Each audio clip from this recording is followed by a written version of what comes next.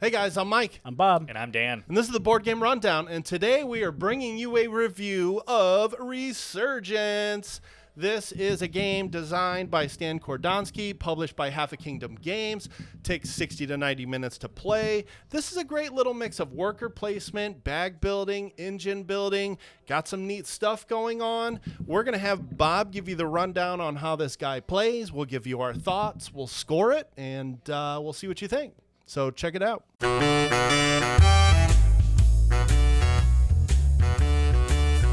you can say the title's only 3 words. All right, so the game is played over 6 rounds, and you're going to be doing a lot of bag building and worker placement. And one of the neat things about it is you're going to be assigning your workers to a section of the board discreetly. So depending on what level your compound is at, you're going to be pulling out a certain amount of workers out of the bag. Then you're going to assign those workers to one of the 3 areas in your player board, and those areas are going to represent the different areas on the board plus your compound itself. And so once you've decided, like, well, I'm going to send some people to the metro area, I'm going to send some people to the shipyard, and I'm going to send this guy in the back to do something at my compound. And then once everybody's assigned, you're going to reveal what you've done. And then after you revealed, you're going to, first thing you're going to do is adjust your leadership track. So depending on how many workers you've assigned to each area, you're going to tally your strength in that area. And so your standard workers are worth 1 point, your upgraded workers are going to be worth 2 points each, and your hero is going to be worth 3. So you go through the metro, the red, the blue area, which is like the shipyards, and then your compound, and you just compare the strength for each player. If you're tied for the lead, you're going to go up 1 space. If you have the lead by yourself and you have at least 4 strength in that area, you're going to go up 2 spaces on this track up here. And that track is super important because whoever is in the lead at the end of the game is going to get a bunch of points. Plus, it scales down for 2nd and 3rd place as well. Plus, it's going to get you resources. It's going to let you retire your character, so you get rid of like the not so good workers who are very like limited on where they could go, and you get to use more specialized workers. And it's also going to get you a bunch of resources that are really like more difficult to get, like the medicine and the bullets and whatnot. And it lets you upgrade your compound and gain missions. There's all types of rewards listed on there to choose from. So once you've adjusted your leadership track, then you're going to go to the actual worker placement itself. So starting with the first player, whoever has the first player token is going to choose one of their workers and place them in one of the places that related to the areas that they're in. And when you're placing your worker, you're also going to have all these specialty cards that you'll be gaining throughout the game. You'll start with 1 and you'll gain more throughout. But they're going to just trigger and activate abilities, and so some of them will say, like, oh, this worker can go to somewhere else, or once you gain, like, a fuel, you can gain a food, and then when you gain a food, you can gain a thing, and you can just combo them. And, like, Mike's turns, he was comboing so much stuff. It was pretty funny. True. Yeah, true story. So then once you've placed all your workers out and we've gone through all the spaces, one of the things to keep in mind is that if you try to place a worker in a location where there's already either a mutant, which is like a ghost player type of AI, or another worker, you have to pay resources for each person who's already there beside you. And that can be like one of the basic resources like the building parts, the oil or the bread, or it can be one of the strategic resources, which is the medicine and the bullets. So once you paid those, you go there, you do what this says in the location, and actually the rule book has a really nice breakdown of what each location does and how it works, what each of the player cards do and all of their abilities. It's super helpful. One of the slight nitpicks I had is that your base that you're pulling out is 4 workers, and then for every level of compound you go up, you get to pull out an extra worker, and it's not really anywhere obvious that we could see. We would think it'd be like on the board, it would say like 4 or 5 or +1 or something, but there isn't. So it's just something you have to remember when you start playing. But anyways, once all that's done and you've placed all your workers, you're going to go through like an upkeep where all your workers will come back from where they're at. They're going to go to like a rest area. It's kind of like your discard pile for your workers so that you can pull out the other workers out of your bag. And then you're going to like refresh the board. You're going to get rid of some of the people that are available. You're going to fill the missions back up, reveal new mutants that will take up different places. There's also an event deck, and that's how you keep track of the rounds. So you're going to pull out those event cards at the beginning of the game. And then every time you reveal one, you're going to put this little binocular icon in the location it's referring to as a reminder that, hey, there's something going on here to make sure that you remember to do when you take those actions. And then some of them are just abilities that will trigger during the upkeep. Be like, oh, during the upkeep, you can pay this resource to gain points type of thing. But other than that, I think that's the basic gist of the game. Yeah, the only other things are basic bag building stuff, right? Once you're out of workers, you take all the ones from your rest area to refill your bag. Yep. Yeah, and then pretty much it. That upkeep and then phase. this. Oh, yeah. Yes, So that as you're upkeep building phase. and upgrading during your upkeep, you're going to be gaining resources from the missions you've completed. There's a little line at the bottom that tells you, like, oh, for each mission you have from here, you're going to get health. Or for every mission from here, you're going to gain bullets. Or for every mission from here, you're going to gain one of these resources. And then once you've completed one from each one, you're going to instantly gain a worker to come and join you. And when you do gain those workers, it's got a little icon up top of the specialty worker that it is. That will immediately go to your bag. Don't forget that. It's very important. We were constantly forgetting that, and I'm remembering like later on in the round. But yeah, so it'll get added to your bag right away, and you don't have to use that specific person to activate the ability. It just tells you what kind of character you get. Yeah, and so that's just completing quests during the round that you slot at the bottom of that player board that triggers a tableau later. for an income step, which is pretty great. Right, So, and then you're gonna, depending on if you've met the requirements and if you have the resources, you can upgrade your compound so that way you can pull more workers out each turn. It's also going to unlock new areas for you to build, and those are like become new worker placements for your people to take that other people can't get into, so it kind of reserves that spot for you, which is nice. And some of them are very strong, like just moving you up these tracks automatically or just completing a quest without having to go to the specific area. They're really good, pretty strong abilities on those boards. One thing that I thought of is also that there's going to be 2 cards revealed for endgame victory points. Yes. At the start of the game, so obviously pay attention to those and fight for those. Yeah. Yeah, like most of this type of worker or complete so many construction upgrades, things like that. Right? yeah, so that's a pretty good overview of how the game plays. By far not comprehensive, Right. but it's a good idea of what kind of concepts you're going to see in the game. I think it's enough for us to go ahead and roll into our thoughts.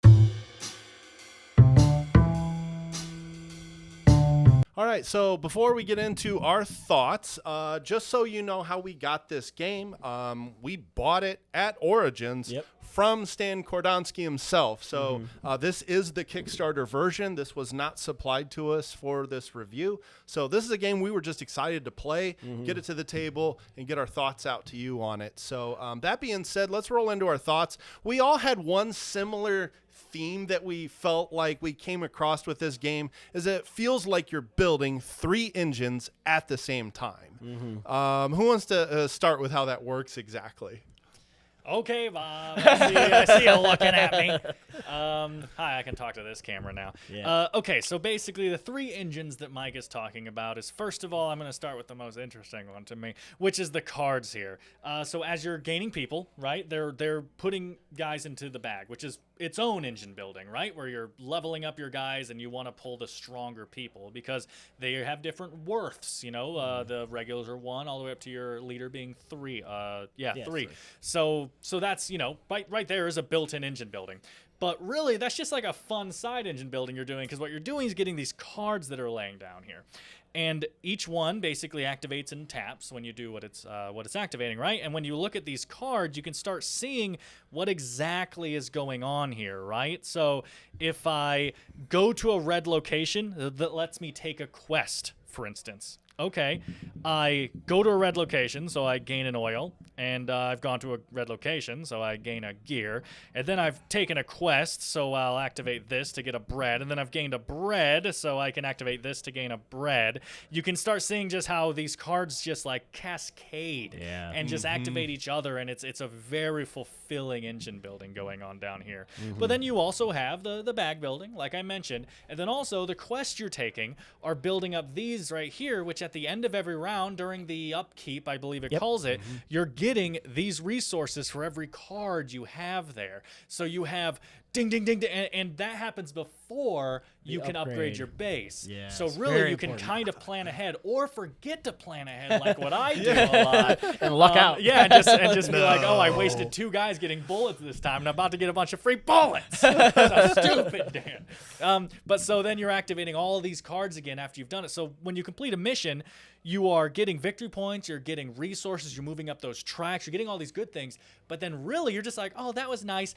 Ooh, I'm going to add it to my engine now, and I'm going to get so many bullets at the end of this round. You know, like these 3 things all coming together makes a bit of a fiddly, but a very enjoying engine building experience. Things are constantly procking. Like you're constantly getting that feeling on your turn of like, oh my goodness, so much is happening. Like when Mike made this joke while we were playing that if you have a turn go by where you kind of just like, okay, I'm gonna go here, I'm gonna get 1 oil, and you're like, am I forgetting something? Was that it? Because I had to have forgotten something. You know, 'cause you get that little itch, and then you're like, well, every turn should be like that, and every once in a while you're gonna have a setup turn, and you literally sit there like, I must be forgetting something because I only got 2 resources that turn, and last round I got 12. So something's not going on right.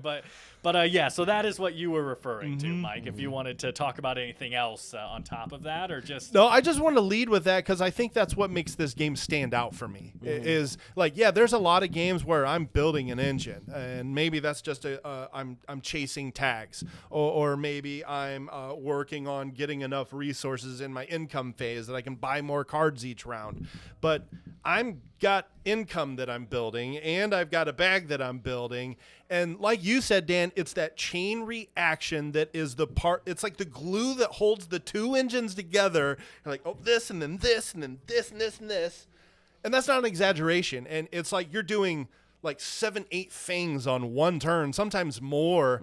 And yeah, you'd have that one tiny little turn, but then the next one, you got so many things procking at once. It is an extremely fulfilling combination when it happens. There are so many turns in this game where you're like, whoa, I can't believe I just did all that on one turn. Yeah. I had a turn where I don't remember exactly what they were, but 1 action procced 7 of my cards to attack. Wow. And that's insane. Yeah, you that know, was like crazy. it's a really good feeling. Now, and on top of all that, kind of just free flow open thoughts right now. Super close game. Yeah. too. It was. Like a very close game with Like 3 6 very points? different engines. Right. You know, like I had this giant card thing going on. Meanwhile, Bob was upgrading his base, his compound, like there's no tomorrow. Yep. Probably because there's not. They're not. We're living in a very rough time. Yeah. And then Mike, you had 8 million quests completed. You did. Yeah. Like so much more than Bob and I. Yeah, Yeah. my Missions, they're in-game called VP missions, sorry. was not very good, but I was hitting multiple quests because I had the guy that every time I finished a quest, I would gain a Gain quest immediately, which a mission. normally would take a mission. Quests, missions, Yeah. we're in an apocalyptic world. There are no quests except No, survive. exactly. We're in an apocalyptic world, so use the right word or we'll kill you. That's right. Survive still, damn it. Comrade. But we had very different engines going. I didn't have many in-game VPs, but I was proccing so many during the rounds because I was doing a quest on sometimes 3-4 turns in a row, and I'd get an extra quest each time I fulfilled a quest. Right. I felt so left out, and I kind of like told you at the beginning. I was like, I would take that one because getting a free quest every time is pretty sick. Yeah. And then I saw your entire engine build itself around that card, and I was like, Yeah. it worked. It did. That's really it. You find yourself building your engine around one really good card, and then it's just tapping 6-7 cards in a row. It feels great. So again, I just wanted to start with that because again, I think it's what makes this game really stand out and separate itself from other similar games. Right. But from there, you can go wherever you want with your thoughts. Well, it's also what I think. Starting first with it, right? I think it's what's going to matter most to most people. Like, yeah, if you want a worker placement game, it's here and it's good. It's a good worker placement game. But I think most people are going to say like, oh, it's engine building, bag building, right? So like, what does it do that stands it apart from like Orleone or like these games that are really well known for that? And I think that while Orleans will always have its fan base, and other games of the same sort will always have their fan base stuff. I do think this one sets itself apart with what it does. I think that people that like the bag building, like the engine building, are gonna play this game and say, yes, that feels good. That is not to say there are certain things that I don't love about the game, right? And there are certain artwork decisions that are weird that we'll probably go into. But at the end of the day, if you want to put people in a bag, upgrade those people, place those people out to get things that build an engine that put people into your bag, this game does it in spades. It's fantastic. And if that's what you're looking for, I highly suggest Resurgence. Yeah. Other than that, though, let's just have open thoughts, right? Yeah, right? Yeah, well, I say when Mike said, "Oh, it's a bag building worker placement," I was like, "I'm sold." Yeah. So I bought both of us a copy. Yep. I had duties at the booth. I'm like, Yeah. Bob, if you can catch Stan now, run and find him. And sure enough, he did. Yep. Yeah. So no, it was fantastic because like I love Orleans. Like I played that game quite a bit, but I think this has the worker placement aspect to it, which Orleans does not. It's more of an action selection than a worker placement because you have your own board as opposed to a community board. Right. Right. Yeah. There's that community board, but you're not placing workers on it. You're just moving things around and whatnot.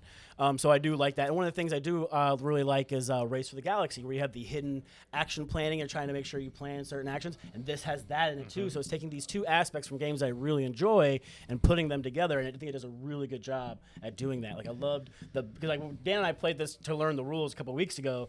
And he started upgrading his compound before me. I was like, man, I really wanted to try to upgrade. So this feels time, good. It does. It looked like it felt good. So this time I was like, you know what? I'm gonna like focus and hyper focus on that. And like, man, it was fun. Like making sure I had enough bullets, enough medicine, then I could upgrade it with my bread and my oil. And like, yeah, it just felt really good, like doing all that. And then okay, well, Dan's got 3 workers in his metro. I've only got the 1, so I need to place mine now. So now he's gonna have to pay to place all of his out. But if I wait too long, then he's gonna get his out there, and I'm gonna have to pay to put my guy out there. Yeah. And just that whole like player interaction is enjoyable. Yeah, I really like that. Now I do have to say, this is one of the things I talk about all the time is the colorblind issue that I had. Okay, and it's a game I really like, so I already went ahead and I marked the pieces. But the yellow/orange and the green on the flags and the medallions, super hard to tell apart for me. I couldn't do it. I had to mark them. Now, when it comes to the actual workers, the green players got like they have like a black ink on them, and then the yellow players got like almost like a washed out looking color. So it was easy to tell those apart. That wasn't a big deal. But those flags, cannot tell them apart. The medals that track your score, cannot tell them apart. So super unfortunate. But like I said, it's like 5 pieces, and I am not opposed to games that I enjoy. I'll mark them up. I'm making my own, and now I can play it, and I don't have any issues. So hopefully next time they do that. Now, this is the Kickstarter version, I think, like they said. So maybe the cardboard one doesn't have that issue to it, but these wooden bits do. Sure. Yeah, hard to say. Yeah. Yeah, I don't know about the color differences. I know mainly that it's just all that the bits are wood as opposed to cardboard. Okay. Aside from that, I don't know if the first player marker may be different as well. And another color thing too is that like some of these quests that you finish, I don't know if you can show that on that camera over there a little bit. That's supposed to be the gray track. It looks pretty dark. It looks like a black. Right? Yeah. And so some of the colors just don't quite. And the only reason that's so weird is because the other 2 tracks are perfect. Yeah, blue and red. They match the color perfectly, and then the gray one is so dark that like when Bob and I first learned the game a while ago, we just assumed this was one of your choice because it was like, oh, it's so black. It makes sense in a game. It's a colorless one. Right. Yeah. It should have been like a rainbow or something. But then we couldn't find a gray one, so we were like, well, let's look that up. And so that is a weird one. That's for sure. Yeah, and I know because this is something Bob points out in every game. So this is not unique to this. If it's an issue, then he has to point it out because that's the only way the game's functional for him. So, yeah, the thing that got me, I'll start with visual stuff since we're already on it. And nitpick is just styles. So the style on the box matches the style of the chips. But then the style on these cards matches what's on the back of the player screen, which I think the back of the player screen is honestly one of my favorite pieces of art in the entire game. And it matches what's on the cards. It's just weird because like I said, it seems like a different style to me. 2 types of art styles. Yeah, it's like 2 different art styles. That doesn't bother me as much. It doesn't bother me. It's just an observation. That's all. But that's my favorite piece of art in the entire game is those player screens. I really like those. I would actually say almost a slightly different thing to where like I prefer the art of the box. I just love that dark dystopian bleeding letter thing. I love that kind of stuff. But I like the box art and I like this. My thing would be, and it makes perfect sense, the board art doesn't match anything. Either of them. And I totally understand why they did it. It's just, it's clearly districted, they're clear separated districts. And they have a very, there's a P word I'm looking for the type of color that they're doing there. I can't think of it right now. Like a very light pastel maybe is what I was trying to say. And I totally get that. You're trying to make the board just be a functional board. Look, there's art. I don't need to spend a bunch of money on an artist to make the board because it's useless. It would just be pretty. Rundown buildings. I totally understand. Yeah. I'm just saying that's the thing that sticks out to me. I'm like, yeah, this looks nice. Yeah, that looks nice. Yeah, the cars look nice. Even this that doesn't exactly then match the art, like the actual building, it doesn't exactly match. It looks close enough. It looks good. Sure. But that's the only thing I would point out for there. Yeah.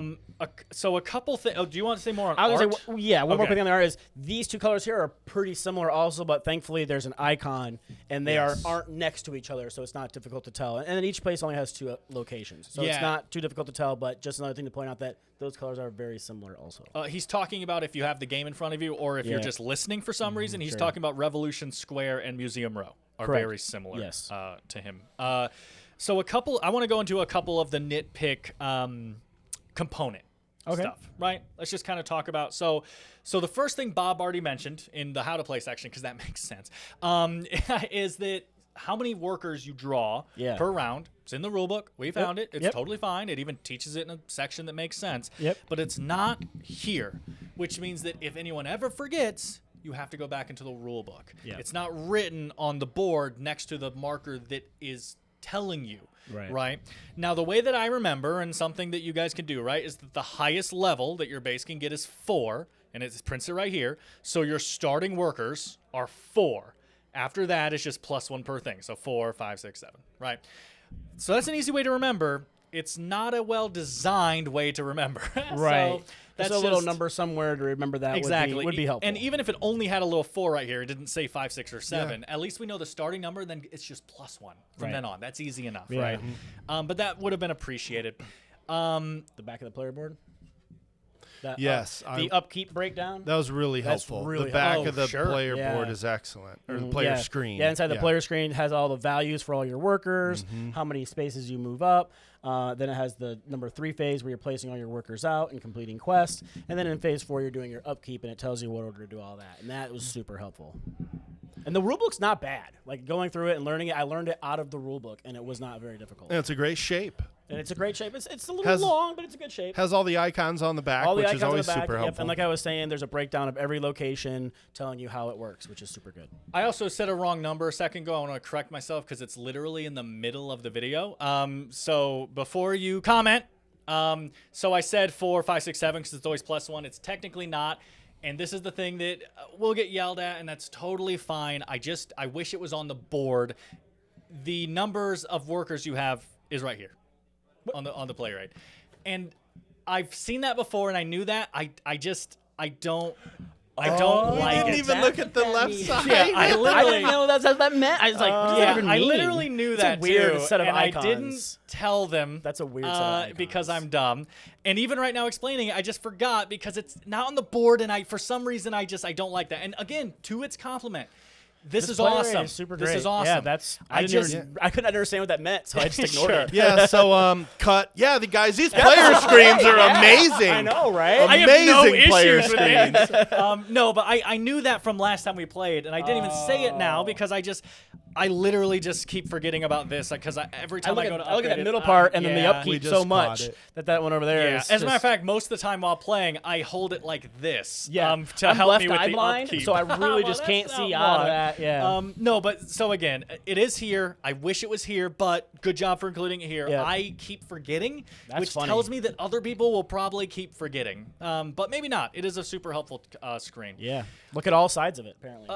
That's what that means. It would have been nice if there was a breakdown in here on what that icon meant on the board, because I didn't notice that. Sure. Gotcha. But yeah. So anyways, yeah. Go on. Oh no. So I mean, I think just to tidy up, as far as like the components and everything, I don't think any of us felt like it took away from our enjoyment of not the at game. all. These are simply just our observations and little nitpicks, but we enjoyed it. But to tidy up my final thoughts, which I kind of let you guys run with for a second. And I think it's simply this for me. What drew me to this game is the fact that it was a bag building worker placement game. Bob and I both love worker placements too, but bag building. Yeah. Like Wonderland's War is both one of our favorite games of all time, and it still is. Top five. Dan not so much, but love that game. I love Quacks. I love Altiplano. I love bag building. Yeah. Sniper Elite. Bag building in this game is the least interesting part. Right. Yeah. But it's not bad. And I love it. And I love it. The bag building is not bad. I'm not saying that. It's just that's what got me to go, okay, here's why I want to try this game, because it mixes those two things. But the reason I'm really enjoying this is because we're working 3 engines simultaneously, and it is so fulfilling when they proc all at once. So I just wanted to stress what drew me to it is not why I like it right now. The first thing I said after Bob and I played our first test game was, it's weird that the engine building just feels like a side mechanic that you're just doing because you're doing the other stuff. Like, that was the first thing I said to Bob, and it held up for the other play as well. But yeah, I wanted to mention one more thing, one more gripe that I had that is not a gripe because, like I said, the game was super close. But whenever I play a game, I have certain things that are immediate red flags for me that I like to point out, that I like to mention in a review in case it's a red flag for someone else. I talked about it in Forges, a game I really like, where it has those achievements. Yep. And when you have locked achievements that people are racing towards, it can make a game feel like, oh, well, he got there first, so I don't stand a chance, or I spent all my time working towards this, and he happened to get it because of X, and now my whole engine fell apart. Forges didn't have that, luckily, but it's a red flag the second I see it. And in this game, that for me was the fact that once you get your base to level 3, you can start doing stronger missions than everyone else can. Right. And that is a hardcore rich get richer mechanic that always scares me when I see it. So I told Bob got to level 3 first, and I said, Bob, pay attention to how many resources you're paying, and if you feel like it's slowing you down enough, to cut back on that, to not be a catch-up mechanism, but to be a not run away with it mechanism, right? And like I said, the game, all 3 of us were within, I think, 4 points of each other. No, it was 8. It was within 7 points of each other. 78, 72, 71. Yeah. Super Pretty tight close. scores. Yeah. So obviously it's not a problem, but I'm just saying there's going to be people like me that see that and say, oh, rich get richer, and I totally understand. I'm the same way. And when the second that we noticed it, I paid attention like a hawk for the rest of the game to see every time Bob did one of those missions, what did he get for it? And how, like, just because he had 2 extra guns than me in one round, is he now running away with it? And that didn't happen. I'm very very happy to say that didn't happen. And something to note also is you need to be at level 3 if you want to qualify for those end game score points. That's something, because a lot of times, like, when I start playing a game, is we won't look at the final scoring. We like to be surprised. Yeah. And we got to the end, we're like, oh, sorry, Mike, you have to be at level 3 to qualify for those points. Yeah, I was only pulling 5 chips. I only upgraded once. Yeah. Meanwhile, Bob upgraded all the way, and I was churning so many points during the game that it didn't matter that my final scoring engine wasn't very good. Yeah. It didn't matter. Yeah, even though you didn't qualify for those, you were still within a few points. Yeah. So. Yeah, exactly. So, and it's not like literally if you had, our placement wouldn't have changed. You know, you still would have come in second. And so, I don't know. That's nice. It's nice to see that someone at level 2 can be that close to someone at level 4. Yeah. You know, and he was at, not 4 the whole time, but you were at 2 ahead of us, and you were at 3 quite a bit ahead of us. Correct. So that's really cool to see. Yep. I think that's all I got. Honestly, my opening statements were kind of my best final thoughts I could have given when I compared all the engine building stuff. So just take that soundbite and ignore everything else I've said. That's the smartest thing you ever said, Dan. That's 100% right. Yeah, 100% right, Dan. All right, guys, those have been our thoughts. Let's go ahead and give this a score.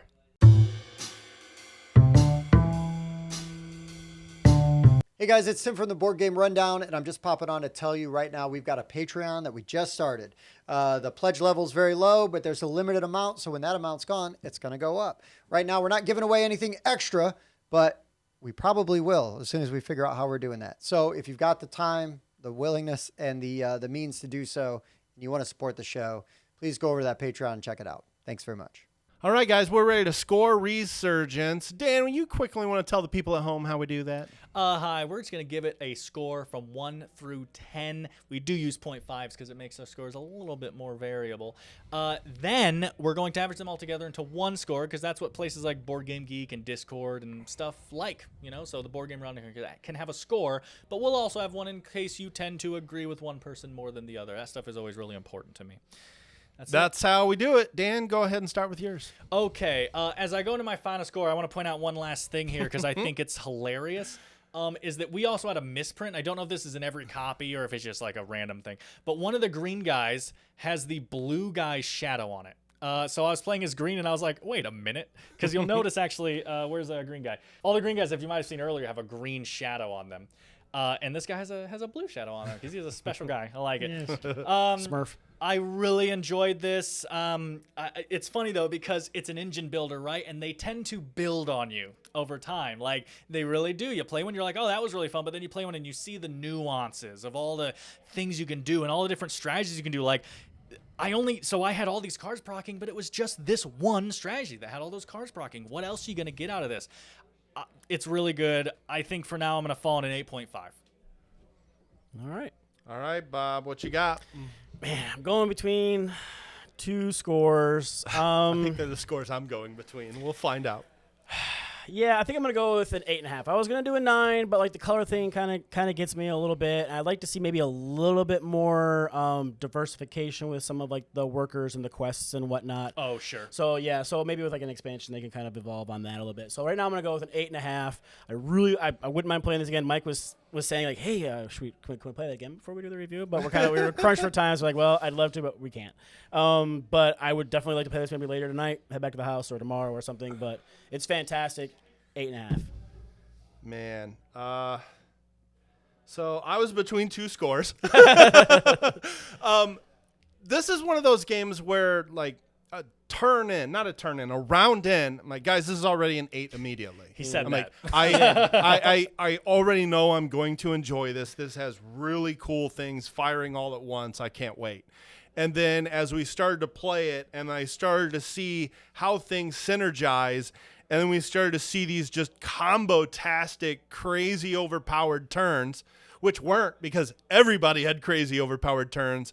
It like you said, it grew and it grew and it grew. And then finally that last round, you're just doing so much and it feels so good. I'm between an 8.5 and a 9. I just feel like it's going to grow on me. I bought it. And I'm giving it a 9. I think this game, I got to do it. If one of us doesn't, it's got to be me. I'm really, really liking this game. I am so glad we picked this up. Yep. I am very impressed with what this game does. Again, I went in with one expectation, walked out with a different one, and was still blown away. Yeah. So why wouldn't I give it a 9, especially when I wanted to play it again immediately? Like an hour and a half game where you want to turn around and play it again immediately, that's a solid game. All right. So, guys, that means that the rundown score for this game is a very solid 8.7. No, not bad. That is a really good score for Resurgence. Yeah. Resurgence. Yeah, that it too. Deserves it. This is a great game. Guys, another thing to note about this game is that Stan has said he'll be selling more of this game at Gen Con. Yeah. He's going to be there. I don't remember which booth he said. At Origins, he was at the 25th Century booth. Correct. I can't confirm right now if that's the booth he said he was going to be in for Gen Con, but he's selling more of the Kickstarter version of this game at Gen Con. The wooden bits are nice. So if you're interested, one, consider the 25th Century booth. I don't think there's a Half a Kingdom booth, but I know that Stan will probably make another post promoting that he's selling this game, and I'm glad that means more people get to try it because this game is awesome, and we want you to experience it. So hopefully this is a reminder as you go to Gen Con that you can pick this version up. And while you're there, stop by our booth, Board Game Rundown, booth 1931. We're going to have so many people in our booth. booth while you're at Gen Con. Please say hi. Cameras are going to be running. Games are going to be getting played. We're going to be giving away tons of games. Tons of games. Yep. So anyway, that Gen Con excitement, we're already there. And this was a great way to kick off and segue to Gen Con season. So, that's all I got, guys. You got anything to add? If you guys found this video helpful in any way, let us know by liking, commenting, subscribe if you loved it. And I'm sure you saw an ad earlier, but we have a Patreon right now. We don't have any special rewards for anyone, so we're not trying to pressure you into getting it. Hopefully we get to a point where we can do that. It's purely for support right now, and anything you guys can do is incredibly appreciated. Thank you so much ahead of time for even just a like. We love you guys. You let us do what we do right now at this table, which is our passion. And that's insane. But that's all I got. Absolutely. Great way to sign it off for the Board Game Rundown. I've been Mike. Bob. I was Dan. See you next time.